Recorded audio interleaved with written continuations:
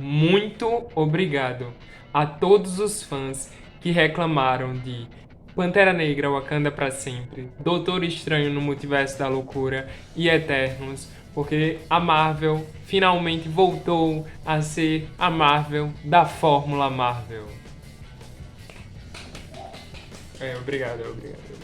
Então, gente, depois de uma fase onde a Marvel estava se arriscando, onde nós tínhamos filmes que sim ainda eram divisivos, mas que tínhamos filmes com identidades próprias, filmes que iam junto ao terror, que eram filmes mais esotéricos, filmes mais pra gente pensar, ou filmes mais de espionagem, ou mesmo filmes baseados em luto. Hoje nós temos um filme da Marvel muito, mas muito parecido com os filmes lá da fase 2 da Marvel, que eram sempre naquela mesma fórmula. Só que o problema aqui é o seguinte, a gente já viu milhões desses filmes antes. Então hoje eu tô aqui para falar o que eu achei sobre Homem-Formiga e a Vespa Quantumania. Então, galera, não se preocupa, se você não assistiu ao filme, esse vídeo é totalmente sem spoilers. Acredito que ainda hoje, no momento que eu estiver soltando esse vídeo, um pouco depois deve sair o vídeo com spoilers também. Para você que não se preocupa com spoiler ou que já assistiu ao filme, vai ter também esse conteúdo aqui no canal para poder a gente se aprofundar em alguns outros pontos que eu não vou poder falar nesse vídeo aqui. Então bora lá. Depois dessa introdução falando mais ou menos do que eu já... Qual foi minha opinião sobre esse filme, eu quero apresentar quais foram os meus pontos positivos e os meus pontos negativos sobre Homem-Formiga e a Vespa Quantumania. Não me entendam por mal, eu não achei o filme horrível, não achei um filme ruim. E também não achei um filme bom. Eu acho que Homem-Formiga e a Vespa ele fica naquele campo ali daqueles filmes mais ou menos, filmes que nem fedem nem cheiram. É um filme, sabe, divertido, pra você tirar um dia, uma sessão na tarde, pra você assistir um filme, sabe, sem pretensão nenhuma. É basicamente isso, Homem-Formiga e a Vespa. Pra mim, o ponto mais positivo no filme, tirando logo o elefante da sala, é o Kang do Jonathan Majors. Gente do céu, o cara é demais no papel. Não sei se vocês viram, caso não viram eu vou deixar aqui nos cards o meu vídeo sobre expectativas para esse filme do Homem-Formiga e a Vespa. Eu falei que para mim o que eu mais estava esperando para esse filme era uma introdução digna para o Kang. Lembrando que o Kang, ele é o próximo grande vilão da Marvel nessa fase da saga do multiverso. Então ele precisava ser bem apresentado aqui. Eu tenho uma ressalva, talvez duas, contra o desenvolvimento do personagem no filme, mas isso eu não vou poder falar nesse vídeo, eu só vou poder falar no vídeo com spoilers. Mas, no geral, toda a apresentação do personagem foi muito boa. O ator entrega uma atuação brilhante, ele é demais, gente, sério, demais. O Kang, ele passa aquela sensação de temor, ele é sério, o filme ele é um filme com piadas, mas quando o Kang está em tela, ele toma toda a cena para si e ele é sério, você sente a presença dele no filme. Então isso é um ponto muito positivo. O vilão do filme, o Kang, é extremamente bom. É a melhor coisa do filme pra mim. Mas os outros atores não saem por menos. Eu acho que todas as atuações elas estão muito boas, até porque os atores já estão confortáveis nos seus papéis. Principalmente o Paul Rudd, como o Scott Lang, como o Homem-Formiga. Ele tá, como sempre, super carismático, super engraçado. Também a filha dele, é muito boa a interação entre eles. Houve a troca de atriz aqui no papel da Cassie Lang, mas eu acho que foi um acerto muito grande da Marvel. A atriz ela também é muito boa e a interação de pai e filha é uma das coisas que move o filme. Isso é muito bom, muito legal de assistir. Tem cenas super engraçadas com os dois e cenas também super emocionantes. Para mim, as maiores surpresas do filme estão nas atuações da Michelle Pfeiffer como a Janet, como a Vespa antiga, e na atuação do Michael Douglas como Hank Pym.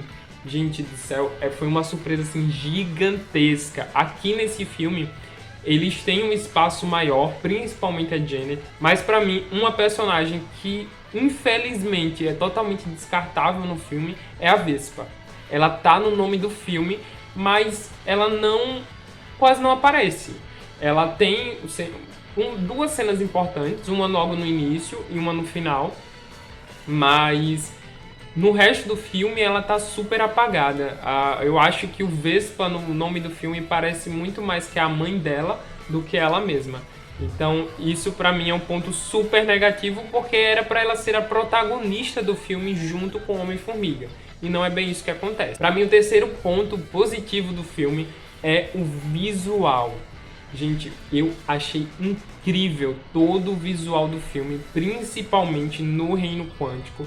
A criatividade que eles tiveram na criação de cenários e todo o visual também dos personagens do Reino Quântico. Muito se falou nas críticas do pessoal que viu o primeiro filme, eu até li algumas aqui no canal, que esse filme era muito inspirado em Star Wars. E é muito verdade, gente. O visual do filme, em vários momentos, é muito parecido com várias coisas clássicas da franquia de Star Wars. Isso é muito legal, é bom a gente ver esses visuais mais diferenciados nos filmes da Marvel e não mais aquele mais do mesmo, sabe? E o CGI, eu sei que muita gente deve estar se perguntando, e o CGI tá bom? Porque a Marvel vem errando muito no CGI das suas produções, e vou dizer que aqui tá muito bom o CGI. Tem um momento ou outro que a gente se pega percebendo que não tá tão bom assim, que a gente percebe que é muito fake, mas na maior parte do filme o CGI tá muito bem trabalhado, principalmente porque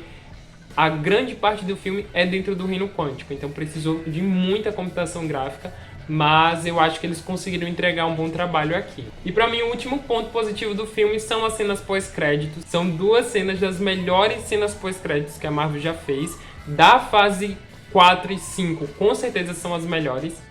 E finalmente nas cenas pós-créditos eu pude sentir um pouco do que eu sentia lá nos primeiros filmes da Marvel, quando a gente via um pouquinho do Thanos, ou quando a gente sentia que a história estava andando para algo maior.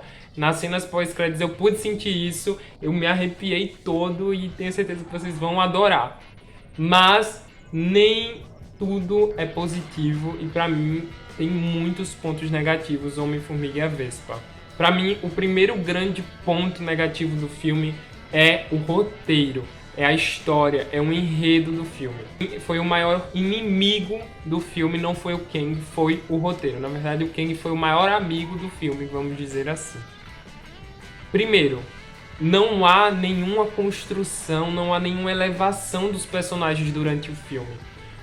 Os personagens começam num ponto e parece que terminam nele mesmo. Eles vão do ponto A pro ponto A. O filme ele não tem uma elevação no seu tom, sabe? Quando você começa a se sentir empolgado, principalmente quando vai chegando na parte final, na parte do grande ápice do filme, pra mim não houve isso. E um filme como esse, com um vilão como esse, deveria ter esse grande ápice. E pra mim, ele quase não existe no filme. Gente, os diálogos desse filme são, às vezes, de dar vergonha.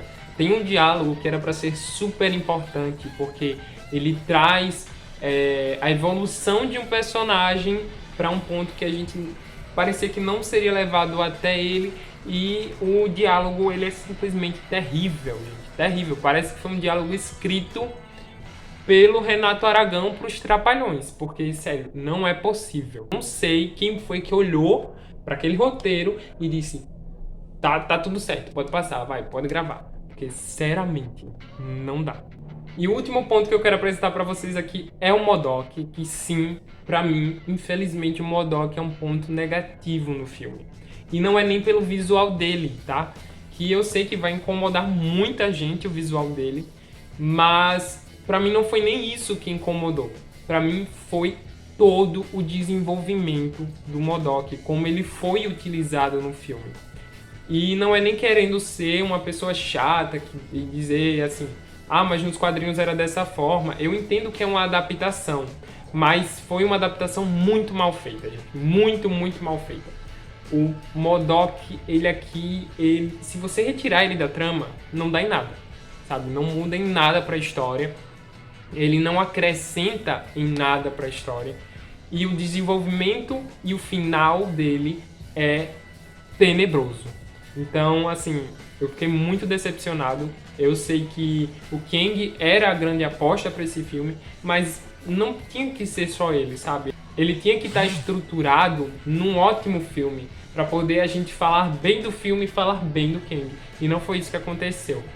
Parece que tudo foi feito em volta do personagem do Jonathan Majors e todo o resto foi esquecido, sabe? Isso é muito triste, porque o Homem-Formiga, ele merecia um final de trilogia muito bom.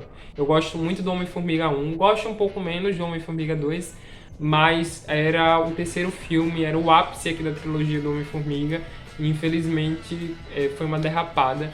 Pra mim, o Homem-Formiga Vespa, ele não é ruim, como eu falei no início. Ele é um filme ok, sabe? Mas para um final de trilogia e para um filme que prometia trazer o grande vilão desse universo, da próxima saga, deixa muito a desejar. Então, infelizmente, a Marvel não começou muito bem na sua fase 5. É isso, gente. Não se esqueçam de curtir o vídeo, se inscrever no canal e ativar o sininho para não perder nenhuma notificação. Deixa aí nos comentários o que é que vocês acharam e quais as suas expectativas caso você ainda não tenha assistido. E vem comigo nessa viagem pelo multiverso da cultura pop.